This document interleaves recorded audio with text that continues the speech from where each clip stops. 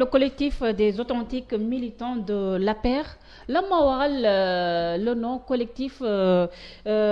des authentiques militants de l'APR vous avez comme l'impression que président Macky Sall daf leen xaw a ñàkkal fayda wala da ngeen au sein même de votre parti da ngeen fi dund benn clandestinité. waaw d'abord man leeral ci collectif boobu man membre fondateur laa ci. Djili Seck Biscuiterie membre fondateur la ci. Baye Gana Kër Massar membre fondateur la ci. ku mel ni Ñambe Pape Ñambe. Jonn te dëkk Kër Massar. tamit mu wan bi dëkk Yoff Nourou Ñaa bi dëkk Grand Yoff. ba ci René Pierre Youm ca la bokk pour vous dire que c'est un bureau boo xam ne installé nañ ko. Matar Gueye bi dëkk Soprim mu ngi ci c'est des jeunes militants engagés du président de Macky Sall. am éthique am crédibilité ak légitimité ci parti bi ñun ñoo ko créé et yemul loolu bureau la mais yemul ci ñun kese dañoo nekk ci phase de réflexion. ci phase de stratégie mais il y a beaucoup de personnes yoo xam ne dans les départements dans les régions ñoom ils sont prêts à adhérer am na ñoom sax d'ailleurs commencé nañoo adhérer. mais pour leeral. que ne du question stigmatisé du question benn côté moom am na lu ci xam ne mooy principal socle combat bi ñu mëne ba tax ñu teg collectif mooy donner la considération et le respect aux militants de l'Alliance pour la République. da ngeen jàpp ne respecté wul leen non considération amu ci considération bu mu amul manque de respect am na fa te nag démb ak barki démboo Njaay dañ doon toog ak ñi nga xamante ne tey jii ñoom lañ dénk nguur gi ñu yor ay ndombol tànk bokk suñu biir parti ñu am loo xam ne dañ ko war a taxawee. bokk na ci mémorandum bi nga xam ne bind nañ ko envoyé ko ci presse bi ma lay wax le contenu du mémorandum c'est pas un collectif boo xam ne dafa jóg pour xeex ak Macky Sall on a même pas le temps parce que taluñu ko sax parce que ñun benn leader la ñu muy Macky Sall tey la ñu gën a ànd ak moom gën a ànd ak moom ci pas-pas ak passif ñaareel ba du collectif boo xam ne dafa jóg pour xeex ak ministre wala DG wala un militant ou un responsable du parti nous avons vu nécessaire que am nañu moment boo xam ne war nañoo toog def prise de conscience war nañoo toog def benn pause benn arrêt réfléchir ak mais qu'est-ce qui nous avait poussé à être avec le président Macky Sall ñu ngi ci même ligne idéologique boobu wala nekkatuñ ci bi ñu gisee ne am na loo xam ne nekkatuñ ci dañ ne kaay ñu taxaw balaa ñuy gën a dem foo xamante ne leer nañu ne dootuñu amati suñu kaddu te dañoo war a suñu kaddu ci biir mbir mi mémorandum bu ñu envoyé ci presse bokk na ci mooy y a plus de 480 jeunes yoo xamante ne dee nañ ci géej gi. mémorandum bi bokk na ci mooy l'emploi des jeunes. mémorandum bi bokk na ci accord de pêche yi mémorandum bi bokk na ci tey li nga xamante ne askan waa ngi koy dund ci coono ci métit képp koo xamante ne nee nga réew mi neex na ka nga nekk ci pouvoir bi ka nga nekk ci opposition bi soo ko waxee da ngaa wax lu la neex wala da ngaa wax parce que am nga ci loo ne mais bu ñu waxantee dëgg rek tey mënuñu nekk ay jeunes et là j'interpelle le président de la République et je le dis sur plateau bu mu munti nekk au moment où on disait que à l'espace d'une semaine il y a plus de 480 jeunes yoo xam ne faatu nañ ci géej gi parce que dañu doon dem Barça wala Barsaq ndax lan wuti quête d'emploi ndax lan wuti un lendemain meilleur pour venir servir et soutenir leur famille tey le président de la République benn tweet la def pour jaale wala naqarlu loolu. da nga jàpp ne dafa banaliser ces morts. non il ne l'a pas banalisé parce que président Macky Sall doomu aadama la nit la mais dama ne man laa la wax. da nga doon xaar si moom un acte fort. non dama ne mu toog def déclaration officielle. naqarlu famille ñi nga xamante ne ñoo faatu. naqarlu li nga xam ne ay ndaw lañ yoo xam ne ressources humaines. mais son ministre de l'Intérieur a dit qu'ils ne sont pas là pour décompter des morts. non je vous dis une chose son ministre de l'Intérieur a dit loolu moom la engagé. mais man li ma wax li ma engagé man mooy te loolu la Sénégal yëpp di xaar mooy le président Macky Sall def un discours solennel massawu parce que bu fekkente ne da ngaa nekk jiiti réew njaboote askan wi yëpp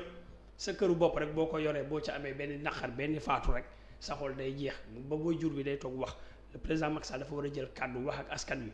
ñaaxaat ndaw ñi dalalaat xel yi mais quand mu def benn tweet man Ibrahima Pouye laa la wax man loolu doyuma parce que doomi aadama la benn bakkan bu faatoo rek daanaka leneen am na ci ma jox l'exemple ndaw moment boobu ñu ngi wax naan en France man maa seetaan télé Emmanuel Macron ànd ak premier ministre am dem ci benn place di rendre hommage aux soldats inconnus ñi nga xamante ne dañoo xeexal France défendre France te France xamu leen ñoom xamuñu leen ñu ne comme que ñii kat wax dëgg yàlla mérité nañu delloo njukkal mu déplacé wu daal oto ak délégation ak premier ministre gouvernement masawu leen ñaanal leen taxaw def un discours solennel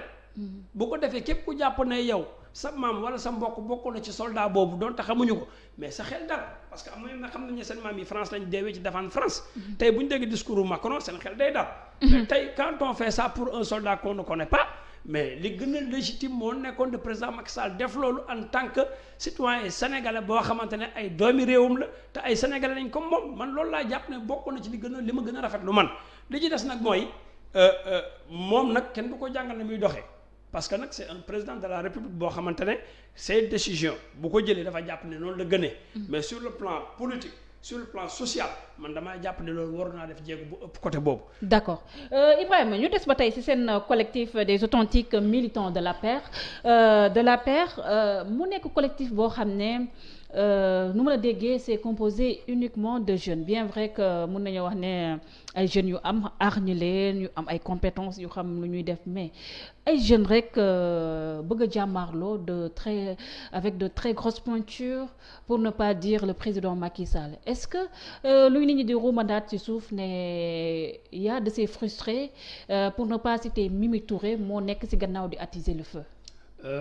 D'abord damay leeralaat c'est pas un collectif boo xam ne dafa jóg pour jàkkaarloog Macky Sall jóguñu pour guerre ak Macky. Mais carrément da ngeen a jóg pour laaj seen àq ak seen yelleef ci biir parti bi. mais c'est normal dama ne même bu dul politique yow mii ci sa jëmi bopp fii ngay liggéey bu ñu la fi joxul considération duñ ko kaas maa ngi wuti pexe c'est naturel doomu aadama la suñu borom bindee noonu ça n'a rien à voir. mais kan moo nekk seen gannaaw en fait. xam nga dañ naan ku ñemee de laa dee. dinaa ñëw mais damaa bëgg mu leer ci kanamu askan wi ak ci waa Alliance pour la République ne collectif bi amul benn intention bu dul génne ay réflexion yoo xamante ne dinañ ko contribuer ci biir Alliance pour la République pour ñu jël ko en compte que ne la jeunesse du parti les cadres du parti les sages du parti les femmes du parti méritent plus de considération comme ni ñu koy joxee ñi nga xam ne c'est des transhumants yi yow fekk c'est Macky Sall comme ni ñu koy joxee alliés yi mais ñi nga xam ne c'est les membres fondateurs dañu am compétence beeg xam-xam gi dañ leen boole dans la gestion politique du parti laa wax nag. parce que boo nee di pouvoir day mel dañoo ñëw pour xëccoo jël suñu wàll ci nar bi mais je parle en l'occurrence du parti. bu ñu ñëwee nag ci li ñuy wax naan Mimi Touré. bi ñu ko déclenché ba léegi ñu bari nga naan Mimi Touré mu ngi seen ginnaaw c'est normal ñu bari xaw a jàpp lu mel noonu ñaaw ci njot parce que caay jaabi bi nga xamante ne moom mooy coordonnateur bi Pape Niambé Dione bi dëkk Bargny moom mooy le vice coordonnateur. caay jaabi dafa nekkoon ci cabinet Mimi Touré bi nga xam ne moo nekkoon présidente conseil économique et social. Raison de plus. moo tax ma leeral. ci cabinet la nekkoon ñu gis ne la présidente Mimi Touré que je salue de passage bi ñu ko fa jëlee remplacé ko Idrissa Seck am na lu bari loo xam ne am na. li may njëkk a wax rek mooy jour passation de service bopp Idrissa Seck demul bi Mimi Touré remplacé bi mu remplacé Mimi bari woon ay coow bari na ay amalgame frustration ku ko wax am na ku ko waxul am na. mais dafa am loo xam ne Mimi Touré da koo def avant que ñuy wax naan passation am na dafa def benn publication ne moom léppam leer na transparence am na document yaa ngi fi mu bàyyi boobu defagul passation gars yi jël texte boobu partagé ko commencé mu mel ni discours vente en guerre man Ibrahima Pouye def naa ci débat ma ne Mimi Touré day président Macky Sall waxul APR waxuñu